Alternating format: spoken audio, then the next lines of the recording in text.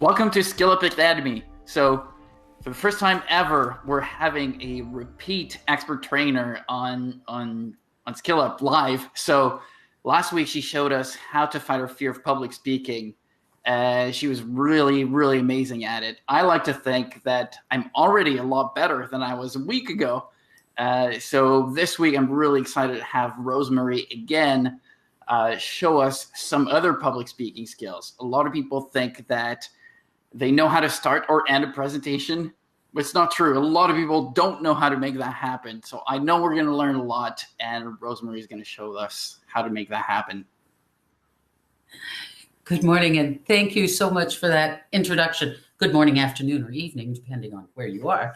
I'm Rosemarie Barnes, and I am so pleased to be able to offer you some tidbits to help you grab your audience's attention and keep it for the whole presentation.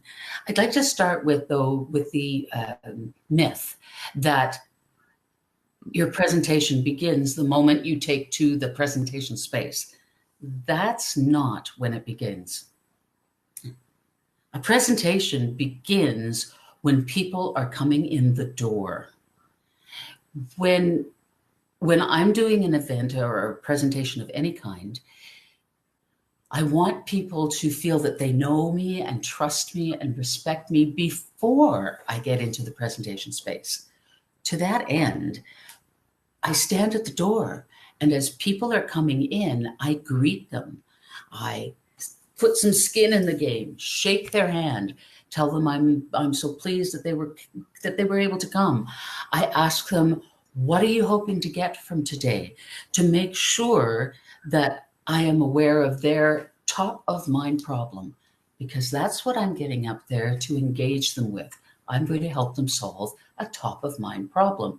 Now, I will have done my research, and I will have communicated, and I will think that I know what their top of mind problem is. But the truth hits the tire, the rubber hits the road. Is that the saying?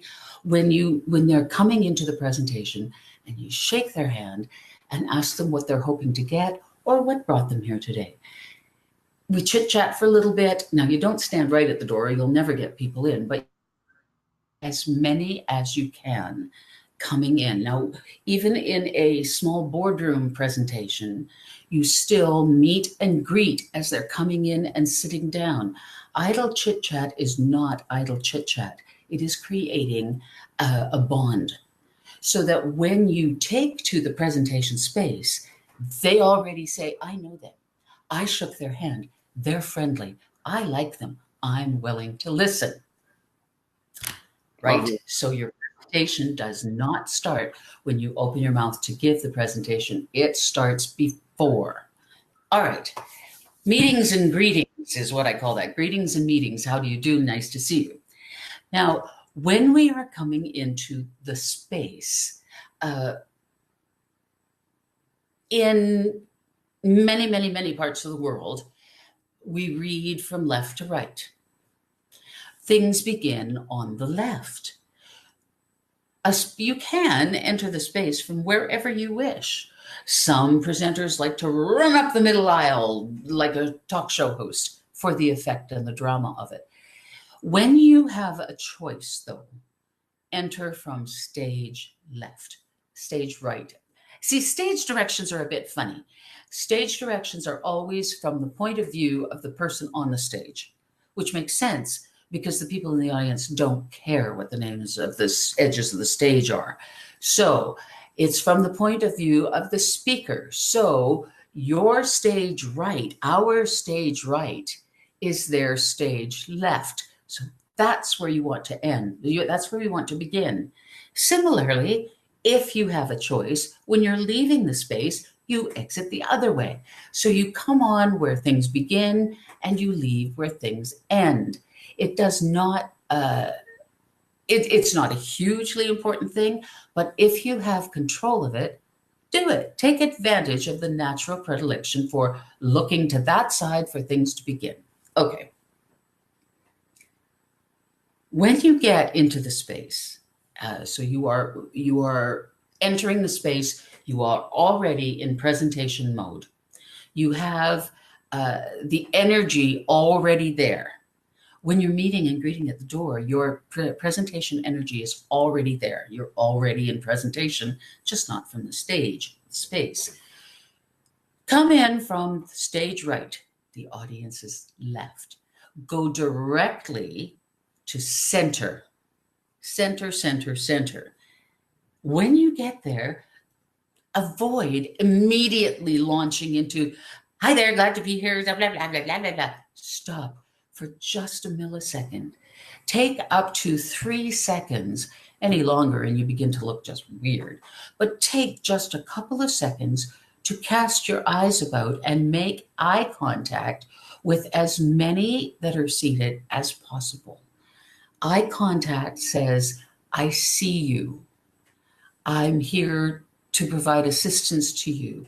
I'm here to help you. I'm here to champion you. I'm here to provide you information. With your eyes, you are making contact with as many as possible. It jumpstarts the like, know, trust, and respect factor. And we all want to feel special in some way or form. So if the presenter looks you in the eye with a pleasant expression on their face and just acknowledges the audience's presence, they all of a sudden feel important. And when you make someone feel important because you're in the room, that's called charisma. Spread your charisma just for a few seconds before you begin. All right, on to what the biggest mistake that most presenters make. They begin by, thank you for having me. It's a pleasure to be here.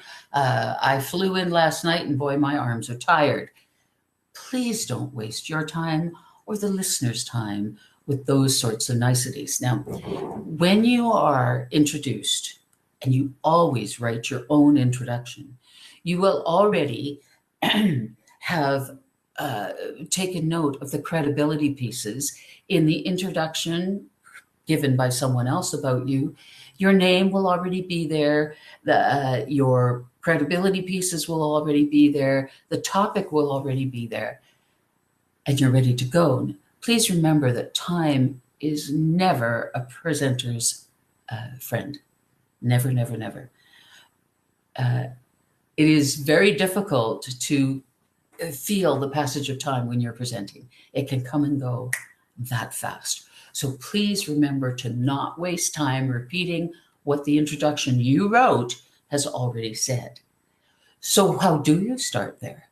If you don't come and say, thank you for inviting me, what a pleasure it is to see you all, and all those other inane things that are completely unnecessary, how do you begin? Good question. The best way to start a presentation after you've made contact is to stand there in the center of the space and do one of two things. Either make a bold statement, which is designed to create an audience reaction. Yay or nay, doesn't matter, as long as you create a connection and a reaction. So a big, bold statement, such as, the earth, always thought to be flat, is in fact round. To a flat earther, that would have been a huge statement.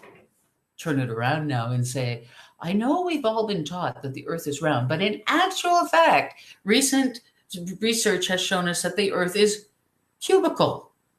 It's actually got square edges. Now that you've got the audience's attention, you can proceed. The other option to starting a presentation is to ask an engaging question. A question that cannot be answered with yes or no, but is designed to make the audience think. All you have to do to make that bold statement into a question is to ask a what or how question. What would you say?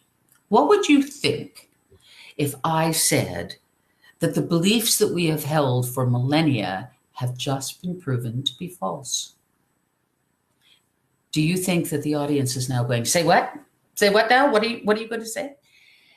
The engaging question or the bold statement is the best way to grab the audience's attention and be prepared to hold on to it, right?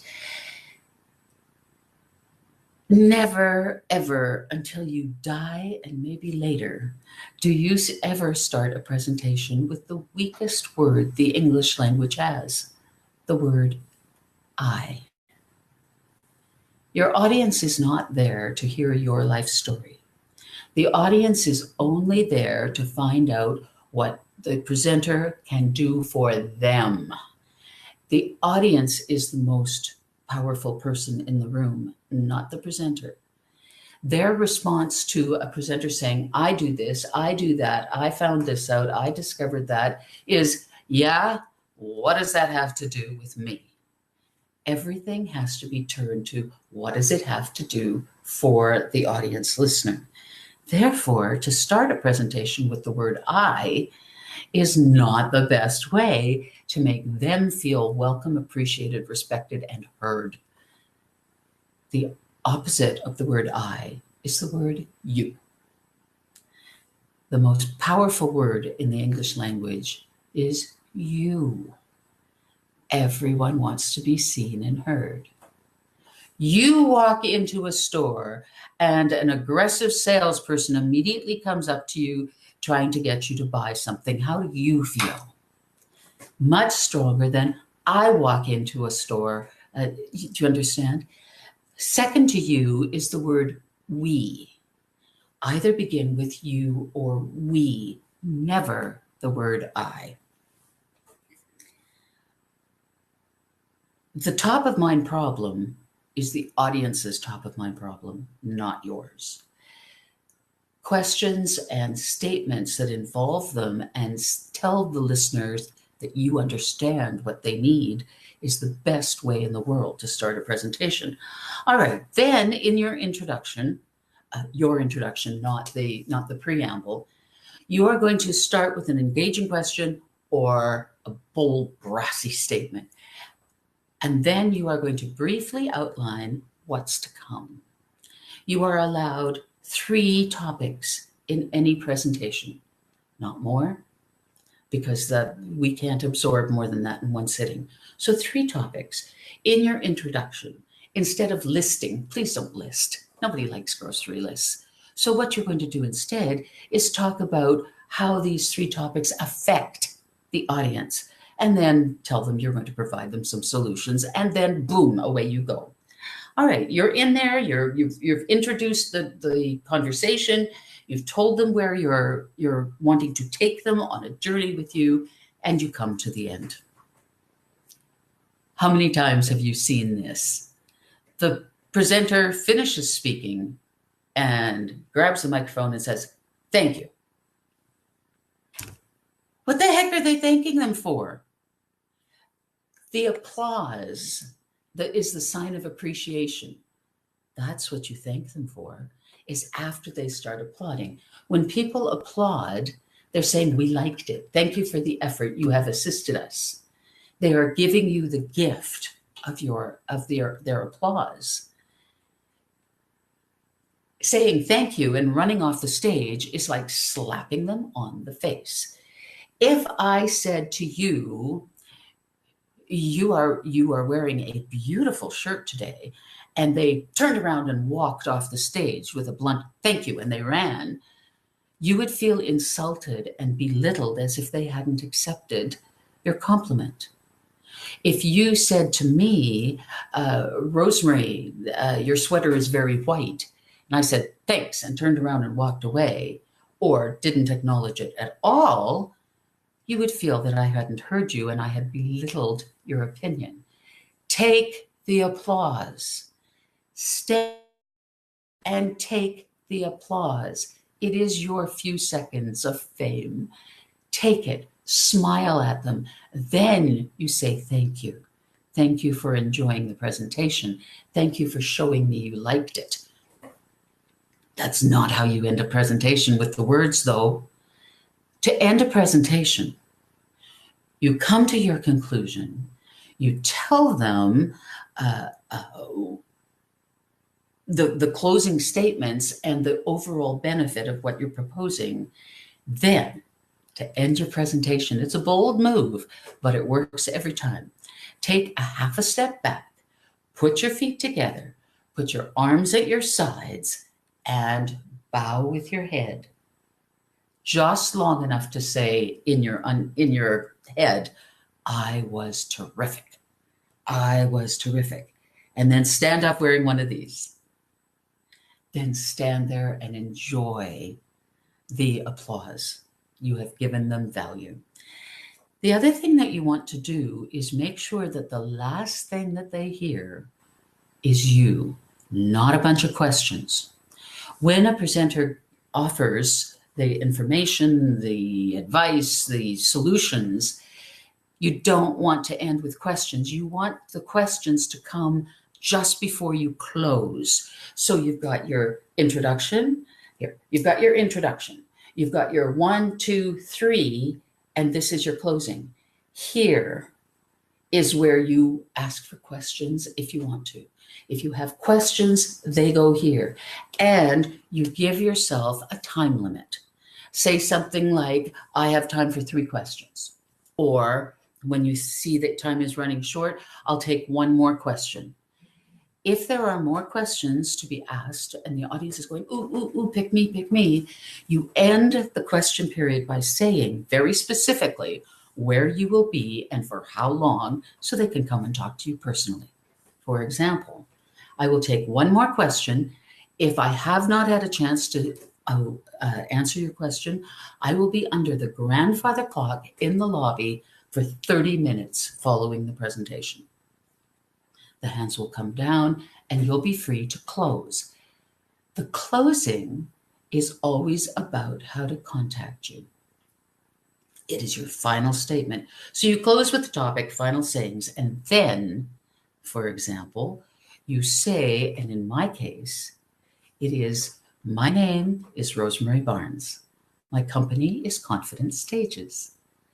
The company exists to champion you to confidence, no matter what stage you are in or find yourselves on, and I am at your service. End. That's how I end. Choose your own ending, but make sure that the last thing they hear is what you want them to remember, because the last thing we hear, we always remember best. So to recap, your presentation begins the moment people start coming in the door. You do not want to be fiddling with your notes. You don't want to be setting up tech. You don't want to be playing with the flip chart. You want to be greeting your guests as a congenial host. You enter from stage right. The audience is left, if you have a choice. You exit from the other direction. Keep going across the stage. It makes people comfortable and you are fitting their norm of behavior. When you are there up in the front, make sure you stop and engage. Look at them, say, I see you, smile at them, indicate that you are very glad they are there and that you want to be of service to them. The introduction is what you're going to cover, and then you launch in with your bold statement or question. Pardon me. Before you make your final statements is when you ask for questions, limit the amount of time you've got, and tell them where you will be after the presentation, should they wish to speak to you. Then offer your mandate, your purpose, and your name. Then you accept their applause by bowing down, saying to yourself, I was terrific. Just stand up with one of these and let them thank you. Then you leave the stage, the presentation space, and off we go. That's how you start. That's how you end. And that's how you add value to your listeners. My name is Rosemarie Barnes. My company is Confident Stages. My company exists to champion you to confidence, no matter what stage you're on or must be in. And I am at your service.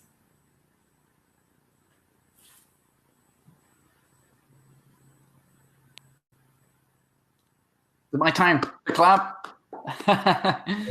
Nice. Nice. Yeah, it's crazy how I do a lot more writing than I do presentations, and I kind of follow a lot of the tips that you give in my writing. So I took a lot of notes, and I was like, oh, this is me in writing in a lot of things. Hopefully the good things, but some of the bad things as well. Well, it's very interesting that we can do it in writing. Pardon me, I got a tickle. You can do it in writing much more easily because there are no nerves involved. Mm-hmm. But as Mm-hmm. soon as we get up and the adrenaline starts to run, it strips us of brain power. Mm-hmm. So while you are looking at the audience and making contact with them, what are you doing? You're breathing low and quelling the adrenaline release and making those butterflies fly into formation. You're tightening up your core by making a diamond or two, and you are making sure that the air is getting to your brain, not your adrenal glands. Mm-hmm. I've never actually thought about going on stage, like the act of going on stage and actually starting. When I was thinking starting a presentation, for me, it was when the first word actually comes out. So I thought it was really interesting to hear about the going from left to right and just taking that pause to look at the audience. I thought that was really interesting. And making every effort so that when you are up there, they are seeing a friend they've already met. Mm-hmm. A congenial person that greeted them at the door and even helped them find a seat if necessary. Yeah. Now they're more willing to hear you. Mm-hmm. And the positioning on center, I don't think I've even like thought about that being dead center, but it makes so much sense because a lot more people like it's where the people see you best. There's a huge misconception out there that you engage your audience on either side by wandering the stage back and forth. Promise me here and now, you will never, ever, ever pace like a caged tiger. It only dilutes your message. Now, I'm not saying that you have to be nailed to the floor and no moving, but I am saying that you've seen these speakers that just wander idly as if their feet are too sore to stand still. What they're doing is dissipating their nerves or trying to look casual, and the result is that everybody's wondering what the heck you're doing up there instead of listening to you. Yeah. Especially when you're making your solid points. For goodness sake, center stage, stand still and deliver. Stand and deliver. Yeah. Yeah, I was listening to a few videos on how to start a presentation. I was back last year when I was practicing public speaking, and they did mention the exact same points you mentioned, starting with a bold statement, that question as well. But they also mentioned other one that you didn't mention. So I'm wondering what are your thoughts on that? Because he was saying that is the best way. So he mentioned the other ones, but this one he said this is the best way, and his was to start with a story. You can. Not necessarily once upon a time, but kind of like the shocking revelation to start with. Oh, he's going to tell a story. What are your thoughts on that? Stories are excellent, provided you don't start with the word I. Mm-hmm. Starting with the word I is destroys any rapport you've built with them. Mm-hmm. A story is very good. And in fact, if you're a seasoned speaker, you can absolutely start with once upon a time. Mm-hmm. There was a presenter who didn't know how to start his presentation. You can do that. Yeah. Absolutely, you can. If you're giving a business presentation and you're trying to close a deal, that may not be the best way. Mm-hmm. It depends on what your topic is. That's a good point. Everyone loves a story, and you illustrate with stories. For every topic that you have to explain it, you have to illustrate it, and you have to conclude it. Mm-hmm. The illustration can be a story. It can be, and this is where people rely on PowerPoint, which is probably the weakest way to make your point. We do need visual learning. Of course we do. We have to touch the visual learners, the audio learners, and the kinesthetic learners. Yeah. So we have to let them hear us, see us, and do something. If you're in a business presentation, they're very busy people, and they may not take too kindly to, there was once a man. So it depends what the purpose of the presentation is. If it's business people, it's, would you rather we make 40 million this year or 10 cents? This is so obvious. Well, yes, but all of a sudden now they're going, what? Well, that's a ridiculous question, but you've got them. Yeah. Mm-hmm. What would you think if I told you that we are online to be making $100,000 in the next 10 minutes? What would you think? I love this. It's a good way to start. So it's a question that cannot be answered with yes or no. It's an Mhm. engaging question to get them coming along with you. And how long do you story- pause on this? How long do you pause on the question? So because it requires reflection, people like you don't You want. bet. I'm assuming you don't want to go straight into the topic. So if I said to you, in the next 10 minutes, I'm going to show you how to triple your income. Would you like to know how? Right. Then let's get into it. Cool. Give them time. Silence is very much a speaker's friend. Mm-hmm. Give the listeners time to hear it, understand it, accept or reject it, and then carry on. We know our material. We can blither on at the speed of light, or speed of sound, more correctly. But the audience has never heard these things before, and they need time. Give it to them. Yeah. Mm-hmm. I also like a lot when you said that the presentation is about them, like what's in it for them, and that's I did for a while. I did some story reviews for Medium for writing, and I was reading the stories, and I was like, it's a good story, but what's in it for the reader? But it's not touching me. Exactly. It's a nice story. It's your story, and you can use it to tell your message, but it has to be about the person listening or reading. And it's completely the same with presentations. A presentation, a good presentation is always designed around the listener's top of mind problem and how you can help them solve it. Yeah. That's it. That's what a presentation is. Even if you're trying to get some ink on the signature line, you are going to talk about the benefits of completing the deal, the benefits to them. Mm-hmm. Now, in full transparency, of course you mention, and it doesn't do me any harm either, but predominantly this is the benefit that you get from working with me. Mm-hmm. That it will solve your top of mind problem of blah, blah, blah.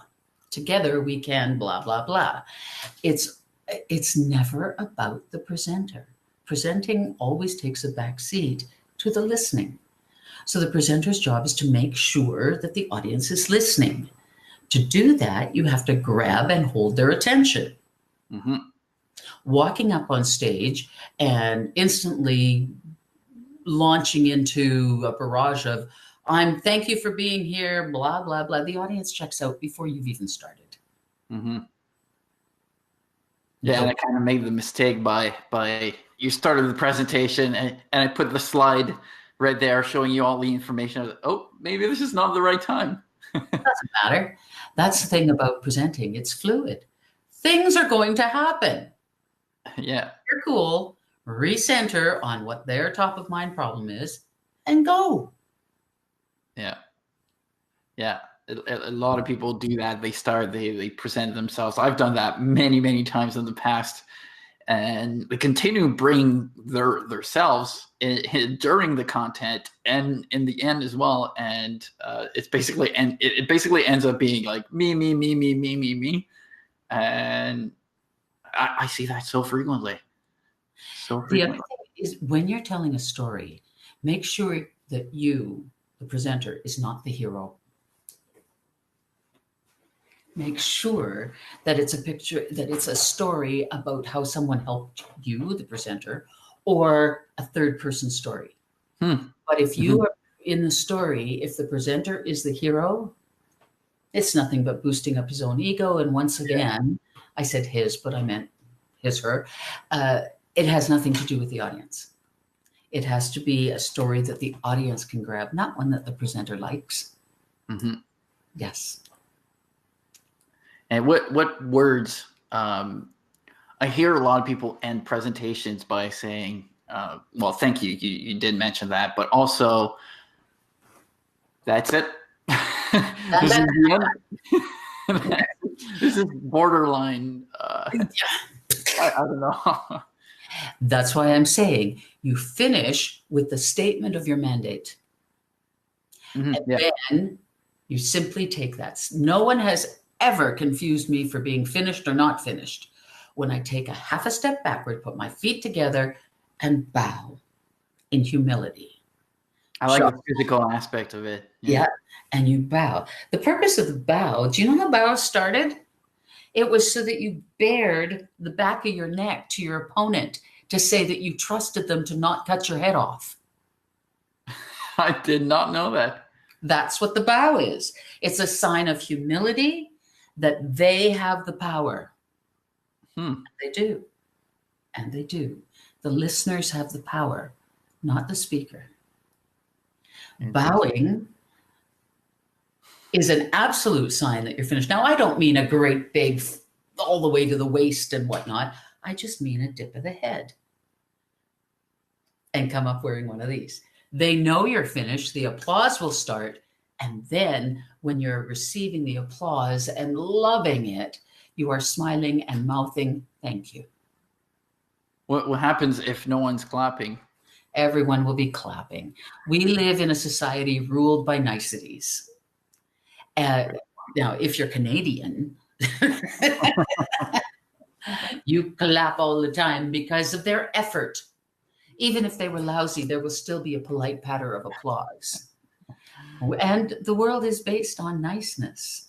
Mm-hmm. Niceness has become it's a glue that holds our societies together. We've been trained since we came out the hatch to be nice.